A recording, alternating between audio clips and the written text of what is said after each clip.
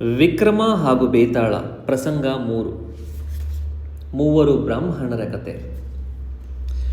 ಬೇತಾಳವು ರಾಜನ ಹೆಗಲಿನಿಂದ ಮೇಲಕ್ಕೆ ಹಾರಿ ಮರದಲ್ಲಿ ಮತ್ತೆ ನೇತಾಡತೊಡಗಿತು.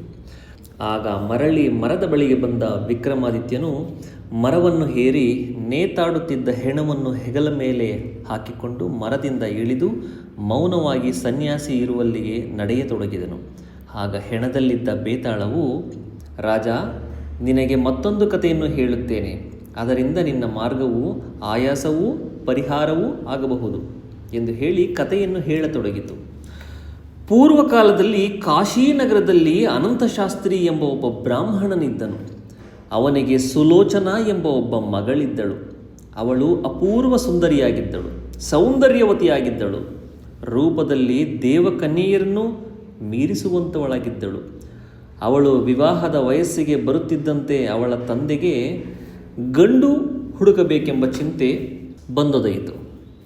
ಆ ಸಮಯದಲ್ಲಿ ಅವನ ಮನೆಗೆ ತೇಜಸ್ವಿಗಳಾದ 3 ಬ್ರಾಹ್ಮಣ ಯುವಕರು ಬಂದು ಪ್ರತಿಯೊಬ್ಬರೂ ಸುಲೋಚಳನ್ನು ತನಗೆ ಕೊಟ್ಟು ಮದುವೆ ಮಾಡಿಕೊಡಿ ಎಂದು ಬೇಡಿದರು.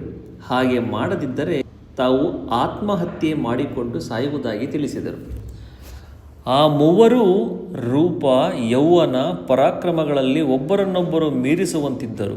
ಅವರಲ್ಲಿ ಯಾರಿಗೆ ತನ್ನ ಮಗಳನ್ನು ಕೊಟ್ಟು ಮದುವೆ ಮಾಡಬೇಕೆಂಬುದು ಅನಂತಶಾಸ್ತ್ರಿಗೆ ತಿಳಿಯದಂತಾಯಿತು. ಹೀಗಿರಲು ಸುಲೋಚನಾ ಕಾಯಿಲೆಗೆ ಬಿದ್ದಳು. ಹಲವಾರು ಥರದ ಔಷಧಿಗಳನ್ನು ಕೊಟ್ಟರೂ ಪ್ರಯೋಜನವಾಗಲಿಲ್ಲ. ಒಂದು ದಿನ ಅವಳು ಮರಣವನ್ನಪ್ಪಿ ಈ ಲೋಕದ ಸಂಬಂಧವನ್ನು ಕಡಿದುಕೊಂಡಳು. ಅವಳನ್ನು ಮದುವೆಯಾಗಬೇಕೆಂದು ಬಂದಿದ್ದ ಬ್ರಾಹ್ಮಣ ಯುವಕರು ಅವಳ ಅಗಲಿಕೆಯನ್ನು ಸಹಿಸಲಾರದೆ ದುಃಖದಿಂದ ಪರಿತಪಿಸತೊಡಗಿದರು.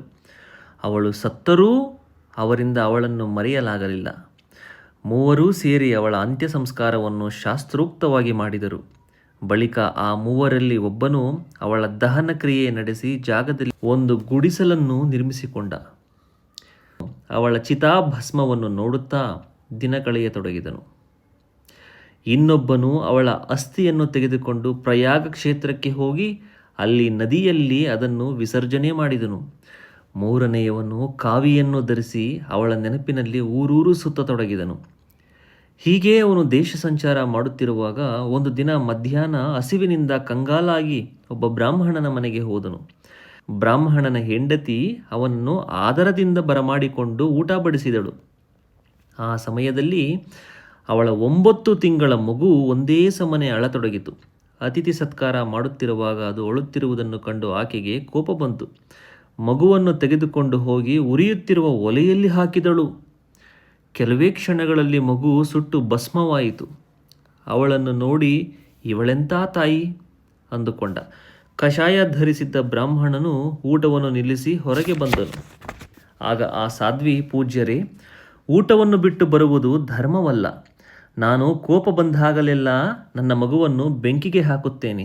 ನಂತರ ನನಗೆ ತಿಳಿದ ಪುನಶ್ಚೇತನ ಮಂತ್ರವನ್ನು ಪಠಿಸಿ ಅದನ್ನು ಬದುಕಿಸುತ್ತೇನೆ ಎಂದು ಮನೆಯ ಒಳಗೆ ಹೋಗಿ ಗೂಡಿನಲ್ಲಿದ್ದ ತಾಳೆಗರಿಯ ಗ್ರಂಥವನ್ನು ತಂದು ಅದರಲ್ಲಿದ್ದ ಮಂತ್ರವನ್ನು ಹೇಳಿ ಮಗುವಿಗೆ ಪುನರ್ಜನ್ಮ ನೀಡಿದಳು.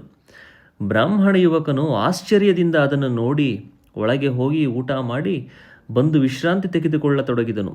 ಬ್ರಾಹ್ಮಣನ ಹೆಂಡತಿ ಕೆಲಸ ಕಾರ್ಯದ ಮೇಲೆ ಮನೆಯ ಹಿಂದಿನ ತೋಟಕ್ಕೆ ಹೋದಳು. ಆ ಸಮಯ ಸಾಧಿಸಿ ಬ್ರಾಹ್ಮಣ ಯುವಕನು ಆ ತಾಳೆಗರಿ ಗ್ರಂಥವನ್ನು ತೆಗೆದುಕೊಂಡು ಬೇಗ ಬೇಗ ನಡೆಯುತ್ತಾ ಅರಣ್ಯ ಮಾರ್ಗದ ಮೂಲಕ ಕಾಶೀನಗರಕ್ಕೆ ಬಂದನು. ಅಷ್ಟು ಹೊತ್ತಿಗೆ ಅಸ್ಥಿ ವಿಸರ್ಜನೆಗೆ ಹೋಗಿದ್ದ ಬ್ರಾಹ್ಮಣ ಕುಮಾರನೂ ಅಲ್ಲಿಗೆ ಬಂದನು. ಇಬ್ಬರೂ ಸೇರಿ ಶವವನ್ನು ಸುಟ್ಟ ಜಾಗವನ್ನು ತಲುಪಿದರು. ಅಲ್ಲಿ ಮೊದಲನೇ ಬ್ರಾಹ್ಮಣ ಕುಮಾರನು ಚಿತಾಭಸ್ಮವನ್ನು ಕಾಪಾಡುತ್ತಾ ಕುಳಿತಿದ್ದನು. ಸಂಚಾರಿ ಬ್ರಾಹ್ಮಣ ಕುಮಾರನು ಗ್ರಂಥದಲ್ಲಿರುವ ಪುನಶ್ಚೇತನ ಮಂತ್ರವನ್ನು ಪಠಿಸಿ ಚಿತಾಭಸ್ಮದ ಮೇಲೆ ನೀರನ್ನು ಚಿಮುಕಿಸಿದನು. ಮರುಕ್ಷಣದಲ್ಲಿ ಸುಲೋಚನಾ ಸಜೀವಳಾಗಿ ಎದ್ದು ಕುಳಿತಳು. ಬ್ರಾಹ್ಮಣ ಕುಮಾರರು ಅವಳನ್ನು ನೋಡಿ ಸಂತೋಷಗೊಂಡು ತಾವು ಮಾಡಿದ ಘನ ಕಾರ್ಯಗಳನ್ನು ಅವಳಿಗೆ ಹೇಳಿ ನನ್ನನ್ನೇ ಮದುವೆಯಾಗು ಎಂದು ಒಬ್ಬೊಬ್ಬರೂ ಮೊದಲಿನಂತೆ ಅವಳನ್ನು ಪೀಡಿಸತೊಡಗಿದರು. ಕಥೆಯನ್ನು ಹೇಳಿ ಮುಗಿಸಿದ ಬೇತಾಳ, ಓ ವಿಕ್ರಮಾದಿತ್ಯ ರಾಜ, ಆ 3 ಬ್ರಾಹ್ಮಣ ಕುಮಾರರಲ್ಲಿ ಸುಲೋಚನಾ ಯಾರನ್ನು ವರಿಸಬೇಕು ಎಂದು ಕೇಳಿತು.